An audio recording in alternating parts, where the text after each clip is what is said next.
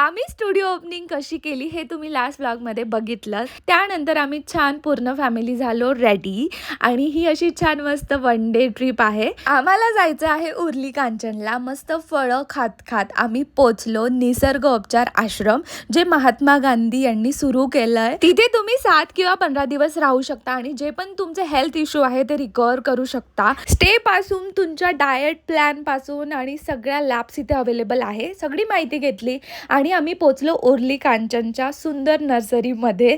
आणि इतकं सुंदर नर्सरी आणि इतक्या मोठ्या मोठ्या होत्या ना, आमचा काहीसुद्धा प्लॅन नव्हता की प्लांट्स घ्यायचा.